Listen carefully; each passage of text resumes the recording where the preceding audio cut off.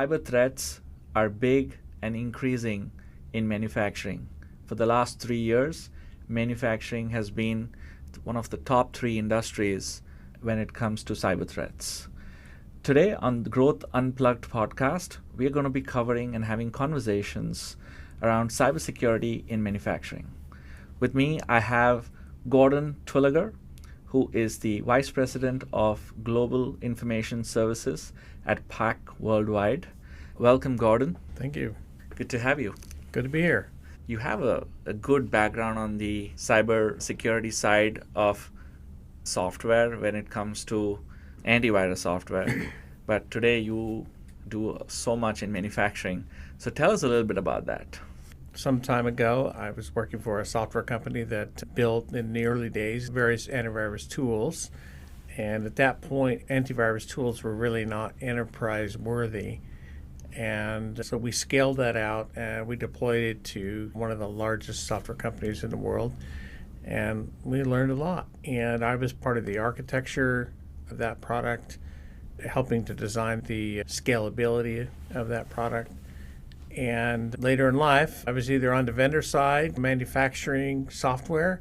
Now I'm in a manufacturing company that manufactures flexible packaging products.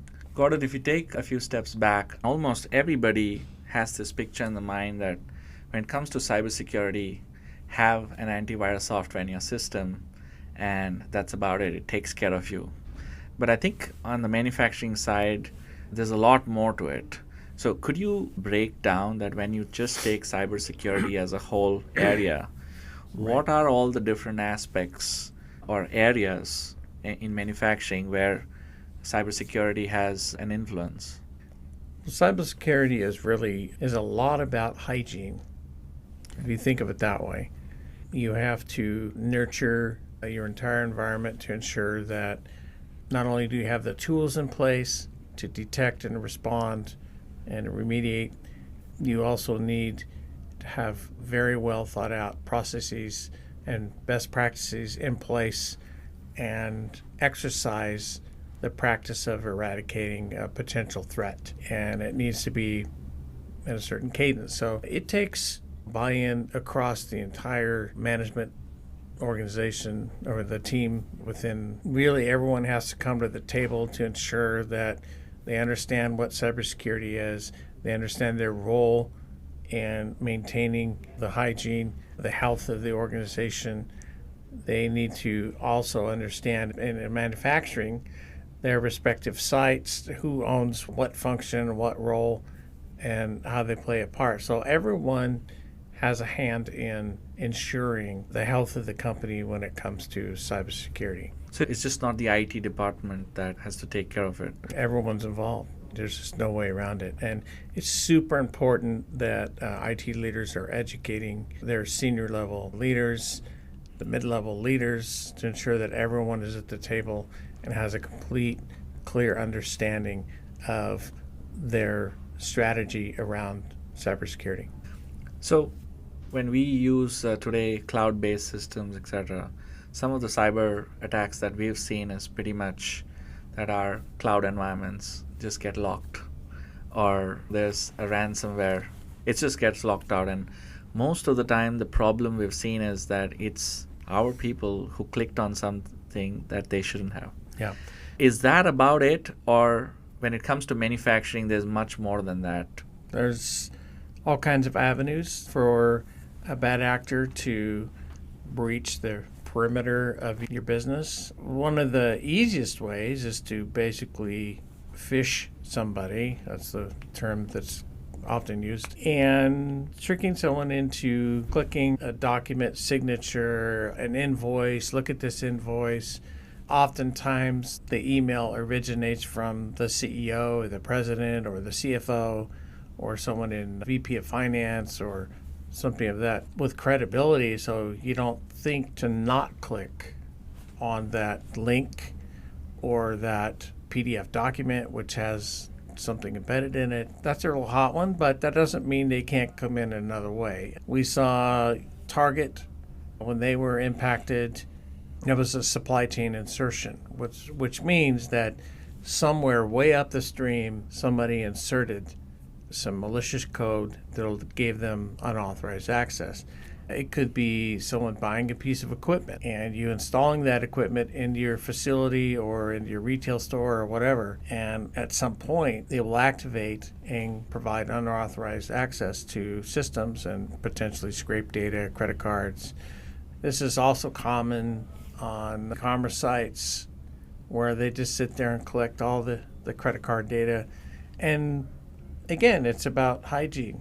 Without the hygiene, without making sure all these systems are updated, all the vulnerabilities are addressed, as long as you're keeping that current and you have a frequency that makes sense, then maybe you're a step ahead. There's no guarantees. So you have to have other forms of coverage, how to protect yourself. In manufacturing, I think you have a lot of enterprise applications. You have everybody's computers, but you also have machines. You have probably warehouse systems. There are just too many other things that we don't know about. Could you talk about what are the other things other than just a laptop or a computer in a manufacturing facility that needs to be protected? It comes down to, you'll hear this term potentially, and particularly in manufacturing, operational or operations technology. Some people say operational technology. But basically, these are I'll call them almost black boxes that connect to machines for us to extract metrics out of it, extract data, to initiate flows, workflows, to initiate automation for packaging automation or other kinds of automation, materials flow automation through the manufacturing environment in total. That takes a lot of technology, operational technology, OT, to make all that happen. And it also requires that things be interconnected and integrated.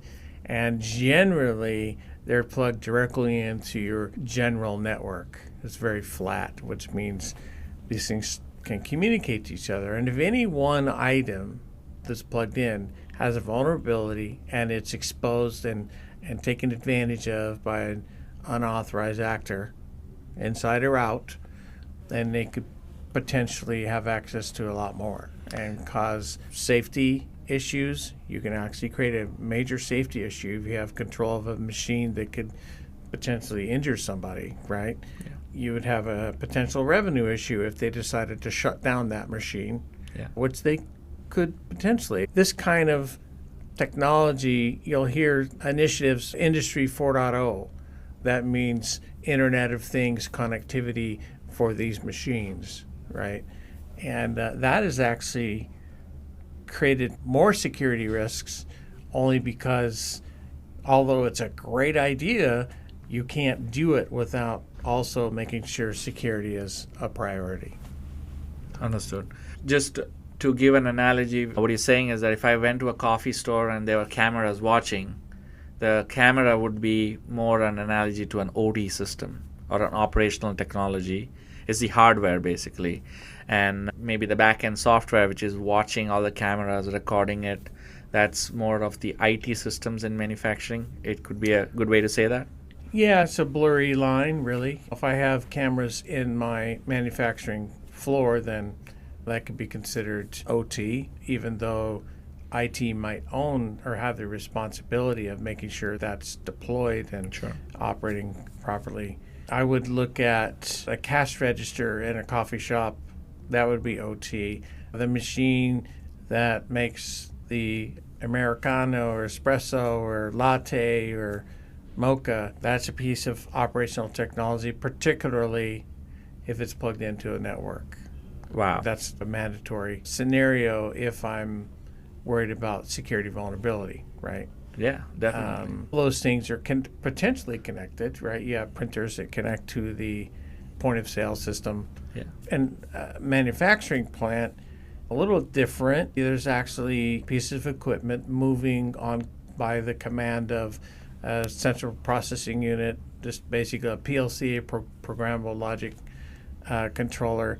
And there are many PLCs, these little controllers throughout these machines that control all kinds of things, flows, equipment, process, speed, motors, fluids, you name it. And it's super important for people to be able to collect data from those, particularly if they want to do any kind of machine learning processing and things like that. So that's really the definition of OT, right?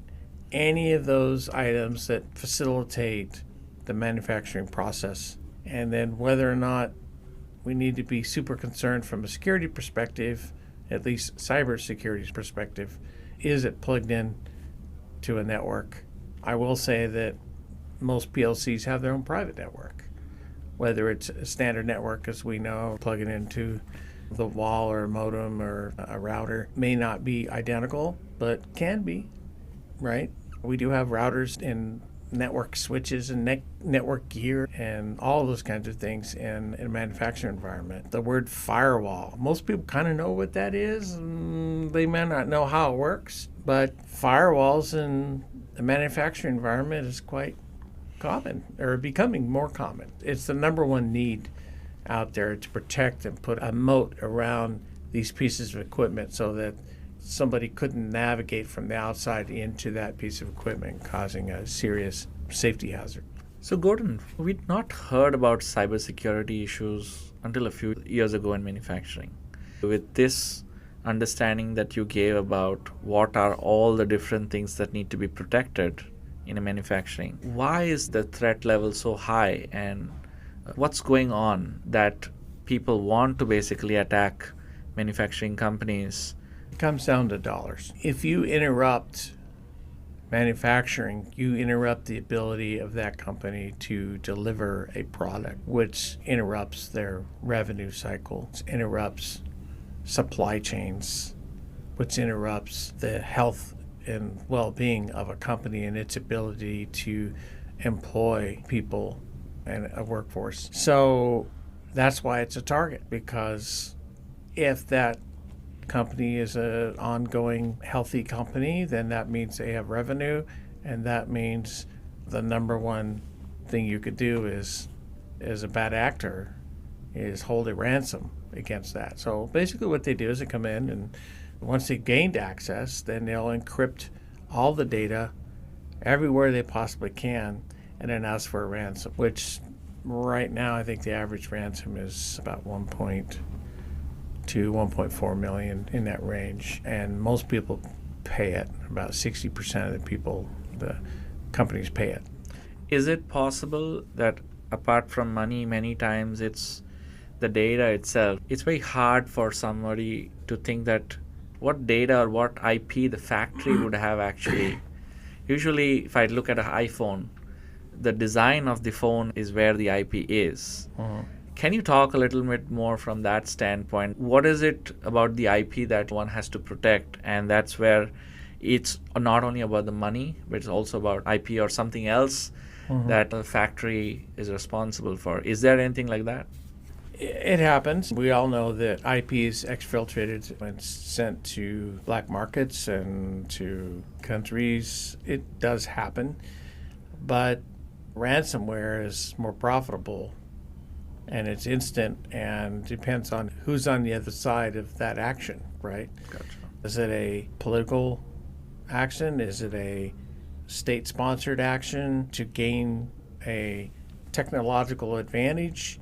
Or is it just information? There could be a zillion different motivations, but the easy one is ransomware, right? Or holding the data ransom.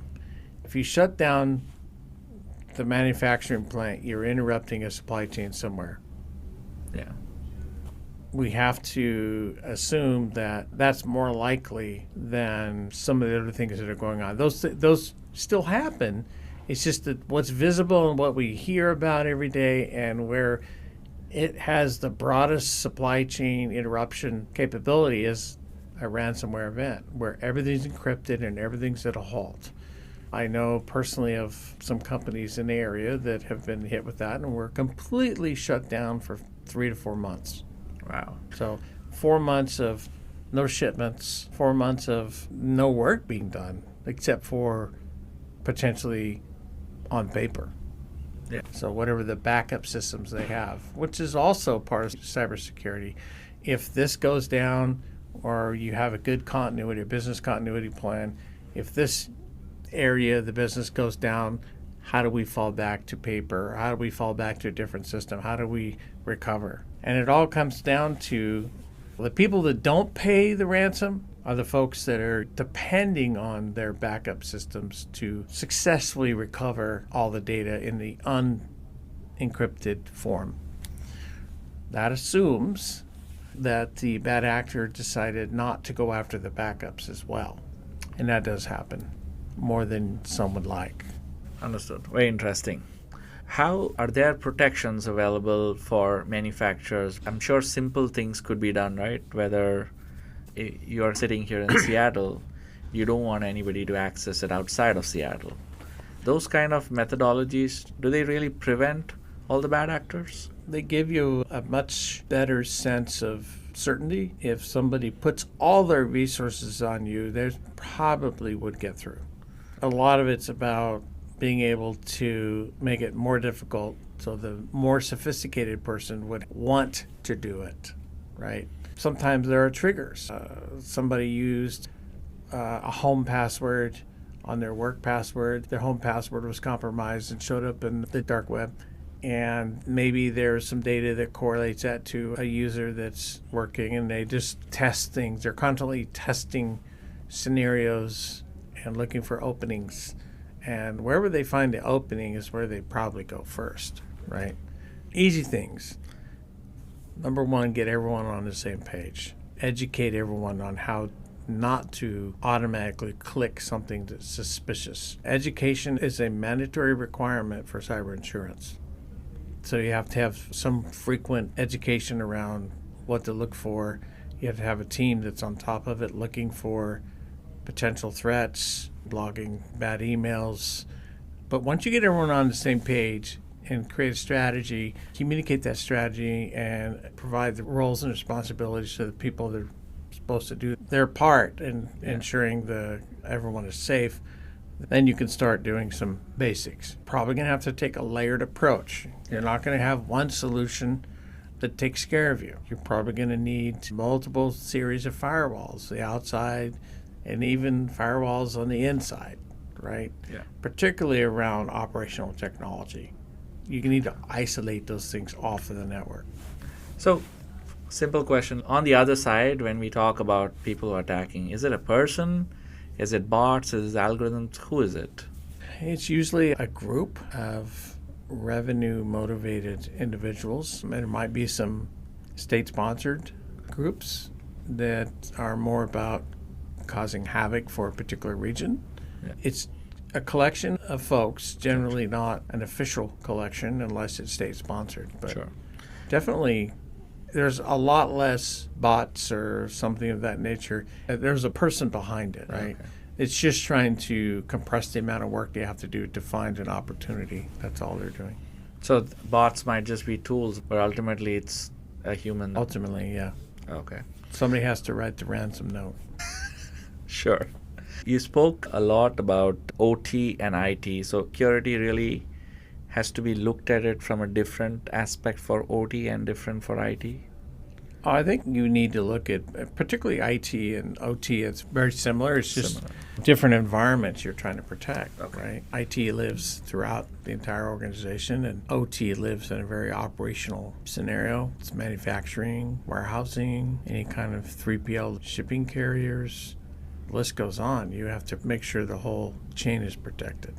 One big thing most people overlook is making sure that the company you do business with is taking steps to ensure that their cybersecurity hygiene is actively being nurtured. For example, if we want to onboard a new vendor, you need to ensure that they have taken steps to put their moat around their business and their operations. You want to make sure that they have some policies and some ability to fend off an attack.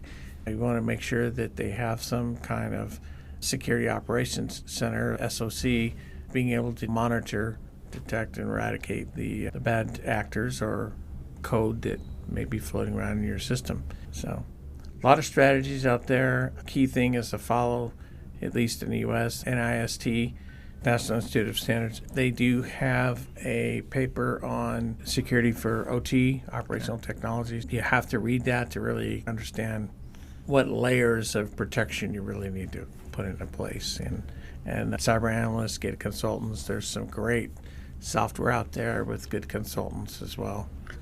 So I want to take a segue here where we talk about what manufacturing leaders should be doing in this space. But before that, I just wanted to jump in a little and ask about you. You talk so passionately about this subject, and you've been in this basically for so long. What's been your motivation factor, etc., about this industry? I can see that when you talk. And I ask this because many times it comes across boring.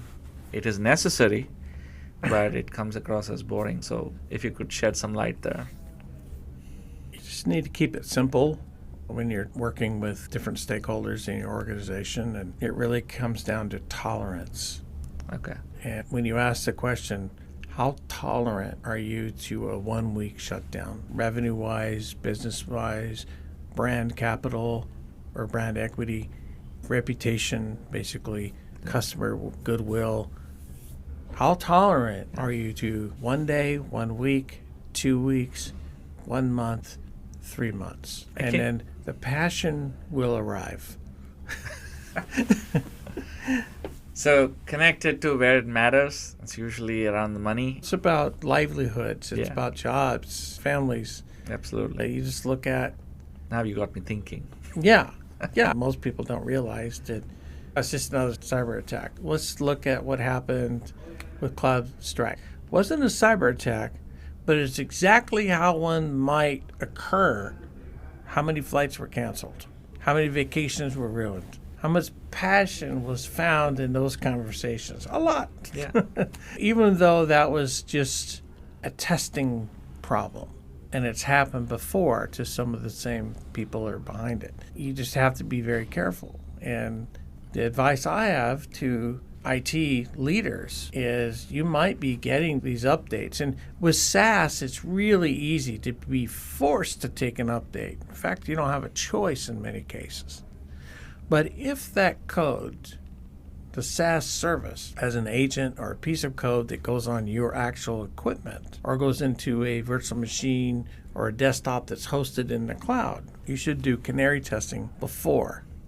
What is canary testing? In days of mining, you always brought a canary bird in a cage with you just in case there was a poisonous gas in the mine. And if the canary kind of fell over in its cage, you need to evacuate immediately. So that's where it comes from.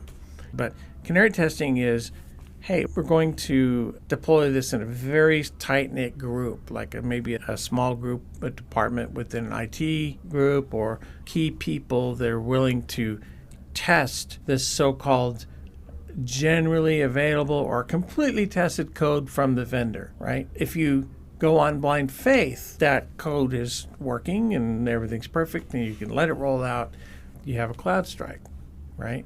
Now, what if, and this is only a what if, this is not what happened, a bad actor got his hands on some of that code at a SaaS provider, could be even a security provider, it has happened, and they've injected some bad code, and then that was pushed out by the SaaS, and then now it's in every single machine. Now they have control, and they could be there for years before they decide to activate that, assuming someone doesn't discover it first, right? And even though it wasn't a cyber event, it sure felt like one. But that is the perfect vector, we call it, vector, to get upstream supply chain insertion and come into your OT, your desktops, your servers, your cloud, doesn't really matter. Or everything that impacts our lives. Which is why it's so important to have a backup that's immutable, that cannot be changed by a bad actor. Yeah. To have the backup that has good data, because if you don't test that periodically, you wouldn't know it. Yeah. You may back up garbage and then restore garbage. It's probably one of the key tenets. If you don't have backups, then, and you pay the ransomware, you pay them off. You say, unlock my stuff. It could take you months to unlock it, because now you have to unlock it one piece at a time with some key. Now, maybe there are new tools out there that will do it in mass, but I haven't heard any myself. Take us a little bit into the past, right? Like, was it the same 20 years ago? What is the difference between how it was 20 years ago versus how it is now? Is it just too much, or was there a fundamental difference? In the past, you would lose an individual computer. You didn't have really cloud per se. If we go way back, you might have managed service providers, ISPs, they might be impacted. You still might have the same thing that would happen with the airline because they would have 800 servers somewhere in a server farm. And it could happen. You didn't have a SaaS provider that forced you to take that update so quickly, right? Gotcha. And so updates were coming far and few between, meaning once a week, once a month. But now updates are happening every day. All you have to do is look at your phone. Doesn't matter whether it's an Android or Apple, which is the prominent two, right? And look how many new updates have come in on your applications. And then look at the note. It says, we're just squashing bugs and making it safer from a security perspective. Yeah. There's really not that many new features that are coming. Correct. But it does come out, and every time someone issues a vulnerability notice, right, as a CVE, everyone has to go check to make sure their source code or their code or their application isn't impacted by that. And if it is, what do they have to do? They have to update it. I can update my phone, and it might have 100 updates. I wake up in the morning, there's 40 more. I wait till the afternoon, there's 40 more. Apple or someone else releases a new operating system, oh, now I've got another 100. I got to update more apps. Why? Because there's compatibility issues and you have to keep it secure. Enormous amount of money being spent just in this area, right? There's so much digital transformation happening, so many challenges. Cybersecurity is a big subject. And a lot of manufacturing leaders that at least I come across, they all actually come from the domain. And then they have either gone into the IT space because they understand the business side very well, or they would come from systems engineering standpoint or system administration standpoint.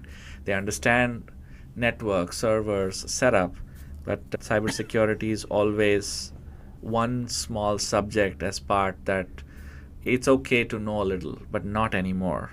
So what would you advise right now to manufacturing leaders who are either starting off their journey or doing a little bit? People who already have got a few ransom attacks, they're, I think, probably much better off. Maybe. It's a question mark. But I'm asking more from the people who are starting off. What are some of the mistakes they could avoid by learning from your experience? I think they just have to have the courage to speak up and make sure that if they can't get it across to the board and the senior leadership, that they bring in someone that can, even if it's temporary or a consultant, or you need to educate everyone around you. Is there a reason behind that why someone would not have the courage to do this? Because there's probably more pressure to complete and execute other projects. Okay. It's really mind share. Their problem is security is the thing that no one wants to worry about, but they have to. Now they need to want it in order to stay safe. Educate yourself. So what you're saying is rather than reactive, we have to build a proactive mindset. It's inevitable. Yeah, you have no choice. Okay. Right. It's before you go to work or before you go to sleep, you generally want to make sure you have fuel in your vehicle, whether that be electricity or whether that be gasoline or diesel. Yeah. You need to make sure that it's there. Otherwise, you're in trouble. So. My wife says, just check all the doors are locked before we go to sleep. It's a very proactive thing, and I think that fits as a good analogy here. Interesting. Let's talk about those who have been doing, like you've already been basically on that journey. You also have a deep background on the cybersecurity side. What are some of the challenges that in this area where you feel that there's nothing that you see it should be done, but you don't see basically a great way of doing it? I wish we could solve this. What would that look like? If you're already on a digital transformation journey, you're already doing, let's say you had machines, you already now started collecting more data, etc. So you're already on a path where you're not isolated from the threat. You can easily have an ecosystem, especially in the context of manufacturing. When we're talking, you could easily have an ecosystem where you just had people working and the cyber threat would be minimum, because now you don't have anything to attack to because there's humans in the factory floor. But fast forward, now you have a combination of humans, machines, everybody, and you already are starting to collect data. And there's a lot of data that is being collected. So you're already in a much more matured state than what you were previously. What are the challenges for that kind of maturity from a cybersecurity standpoint? Before we hit the challenges, I would just say that the ability to execute your, say, prospect to cash process, your ability to pay your people, your ability to purchase raw materials or services and to procure those and to pay is what you're protecting. Are you protecting the data? Are you protecting from a virus? Are you protecting from malware? Are you protecting? No, you're protecting. This is the asset, the enterprise value of the company. Its ability to maintain and create jobs, its ability to deliver goods and services. And if any of these things are interrupted, that's where you start. What's our tolerance? And go back. If you're embarking on a new ERP, for example, or other planning tools or whatever solution we're talking about, security has to be at the table. A lot of times people will prototype and test and do user acceptance and get through all kinds of stuff and say security later. It's really hard to catch up now with the level of security you need. You really need to plan ahead. It was easy before. You have access to this module or you don't. There's authentication, there's VPNs, there's a thing called zero trust. Security's evolved. And in order to protect the things that you care about, you better make sure that you have many layers of protection and many sensors to detect that someone is at the front door. Otherwise, it's too late. The doorbell cameras are a good example. If somebody's standing there plotting or doing whatever they're going to do, you wouldn't know it if that sensor on the door was not there. If that gives you that critical extra time to button down the system, right?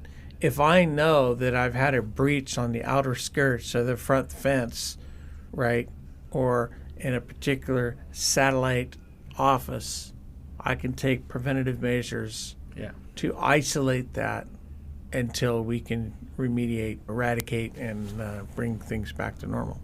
So got to have security at the table. If you haven't done it yet, do it. It's never too late until it is. So it's not a tomorrow thing anymore.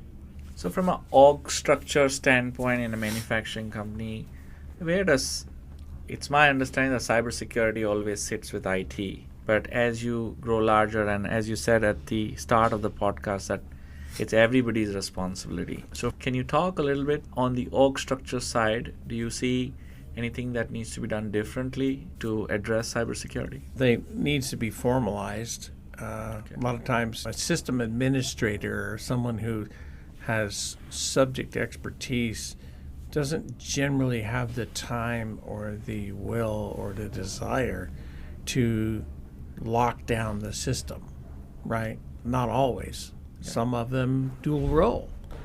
Cybersecurity should remain in the IT organization because they have the most access and the responsibility to ensure the security of the system. So I don't see that changing.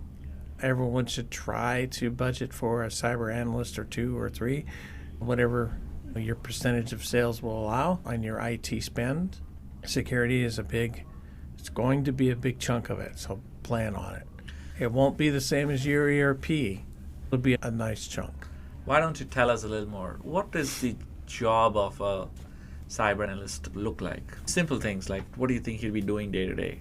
If the systems are not in place, then obviously we know what that means. Someone's got to design, architect, and ensure the processes are there. Mature the organization to a level that it's proactive.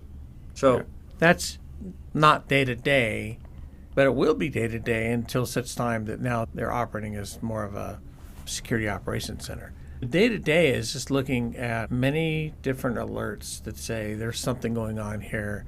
There's a phishing scam coming in. There's an attack occurring at this facility. There's a denial of service happening here.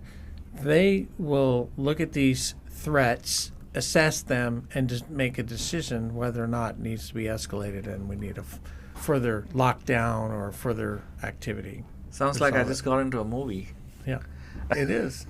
Yeah, it's no different than just you basically have daily tasks and you have immediate alert and response activities. Now, highly recommend that if you're a small to mid-enterprise size, you can't do it yourself because it might be cost prohibitive. So make sure that you have a cyber analyst or 2 or 3 and make sure you have leadership that's driving that and they get the right education, the right certifications, they're staying on top of what's happening out there, they're connected to the right organizations. You can be part of InfraGard, which is part of the FBI that briefs companies on emerging threats so you can have advanced knowledge of what's coming or trends or a new key threat that could shut down infrastructure. These things are current risks. There's a lot of people focused on it, probably not enough. But I would encourage, back to my suggestion, to make sure you choose a vendor that can detect and respond and eradicate threats as a service, because then you're not hiring your own team to do that. That could be 2, 3, 4 people. Depending on the size of your enterprise, it could be a lot more.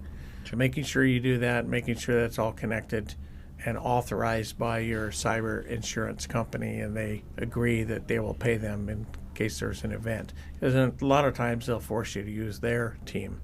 So you need to understand. So you need a playbook. You need to do a desktop or conference room pilot where you go through the steps of, hey, we just been breached, simulate those steps and see what happens. How do you get to the end? And are you exercising that memory muscle to know what to do next?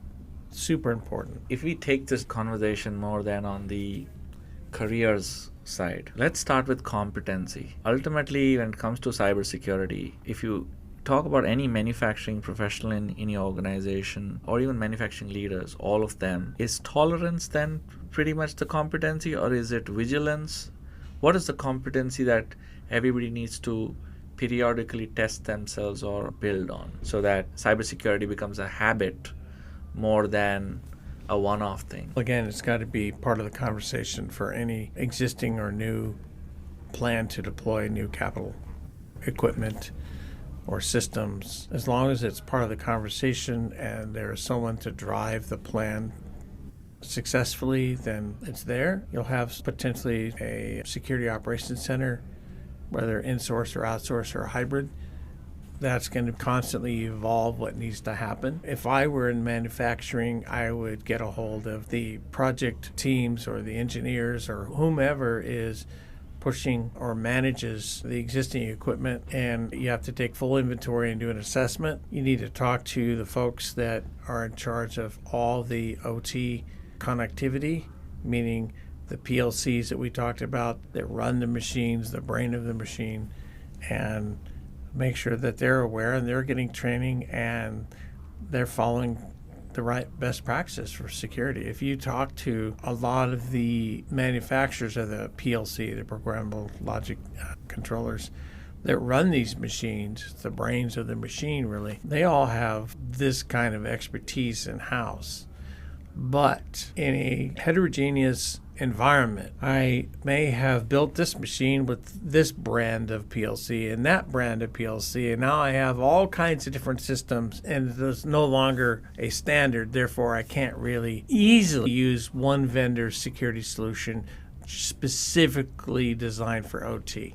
Right. I may have to take a step up and use something more IT focused, taking care of that for you, and you still have to integrate that into IT, but it really depends on the size of the organization, which system they use.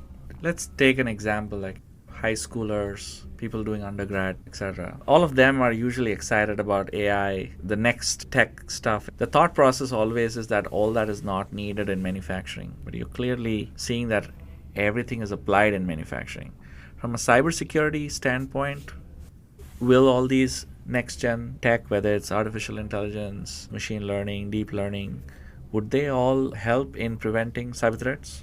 There's a potential for the new kinds of automation, or at least communications make more sense about what's going on, right?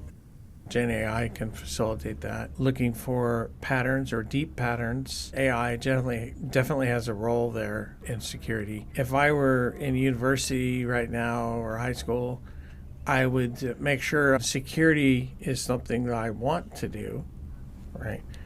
I would go through all the steps to learn the network stack. I would learn it all because you're going to need that expertise to drive AI, right? Learning AI, learning how to do prompt engineering, learning how to apply AI in managing, let's just say, your daily tasks and whatnot to help you identify issues faster will be a key prerequisite for employment probably in the next 5 years. So you can't ignore it. What I'm hearing is that, fine, you have to learn the new gen tech stuff, whether it's Gen AI, whether it's machine learning, but you're saying combine that with the foundation. So if you're in manufacturing, you need to learn about networks because that's drive and that's what moves information around. What else other than networks would you say, if you were to basically go and hire candidates from school or undergrad, what other than these experiences that you would look for that they should prepare for? Because when they come in, you're going to teach them manufacturing. That's the easy part. I usually think that we are looking for the things that we need. That's why we're hiring them. Thoughts on that? If I was looking to become a security professional, I would spend a lot of time learning about Industry 4.0 and maybe 5.0 now. I would learn about it because it shows that's required to operate efficiently in a manufacturing environment, right? And it doesn't talk a whole lot about security. If your mindset is, I want to be a cyber analyst, I want to be a certified security officer, all the different acronyms, then maybe I have a chance at facilitating the security at the IoT level, right? It all interconnects, but each company is going to be different. That might be a consultant that's coming in and telling you which way to do it. In the end, it all integrates, right? It's all potentially on similar networks or isolated networks. It's still, you have to have connectivity. A lot of the equipment out there has the capability to either phone home to the vendor to report, hey, I need to order more ink for this device, or I need service, or maybe it's a subscription device, meaning I pay by the unit produced. I don't make a lease payment on it. I just pay how much I use it. It's either by hours, by unit, and they phone home to the vendor who made that equipment. That's a potential security risk.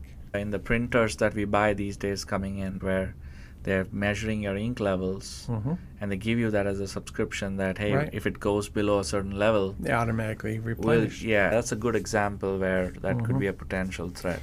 Then you have service and support. I just bought a $1 million machine, 2 million, whatever the number is, 10 million, and I need this company in a different state or a different country to service that remotely. Middle of the night, do they have to be able to connect to that machine? I thought we needed to put a firewall around that machine. I thought we had to isolate it to protect it from bad actors. Yes, but they still need to be able to connect to the machine. Correct. Right?